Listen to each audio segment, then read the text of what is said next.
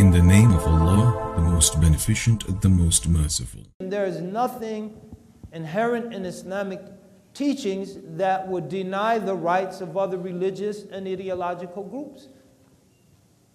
Muslims have freely debated atheists, debated members of other religious communities. They've been able to flourish in Muslim societies. In the pre-modern world, Muslims, Christians, Jews, Hindus in the Indian subcontinents, for large periods of time, sometimes there were breakdowns, undeniably. But they were able to peacefully coexist in Palestine.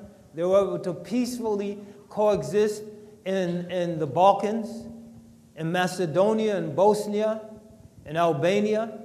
They were able to peacefully coexist in Turkey under the auspices of the Millet system. They were able to peacefully coexist in the Iberian Peninsula, present-day Spain and Portugal, for long periods of times. And again, there were periods of fanaticism, but they were able to do it. They have not been able to do it under secular rule in any of those places. Turkey being a notable exception, overwhelmingly Muslims. They haven't been able to do it in the Balkans under secularism, as we saw in the 90s. They haven't been able to do it in Palestine, as we've seen from the earlier part of the 20th century until this day. They haven't been able to do it in Spain, as we've seen in the total eradication of Muslims by the very Christians who were free to practice their religion under Muslim rule.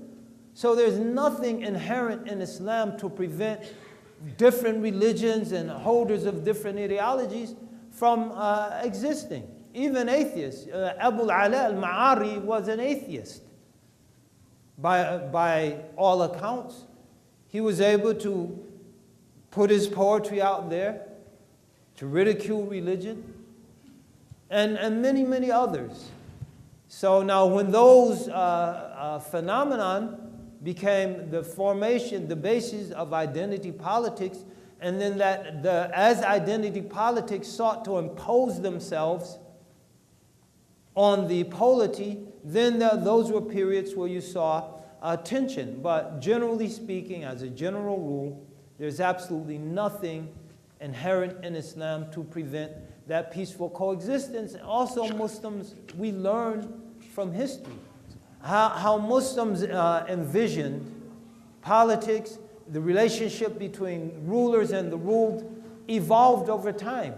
What was happening in Medina and how Muslims understood that differed from what was happening in the realm of the Umayyads, and that differed from what was happening in the realm of the Abbasids, and that differed from what was happening in the realms of the Mamluks. They're different according to the orientation of society. What happened when Islam moved into Southeast Asia, into Malaysia and Indonesia, and how Muslims perceived minorities, etc., different from what was happening in Africa. Gender roles reflected in areas that were predominantly matriarchal and matrilineal.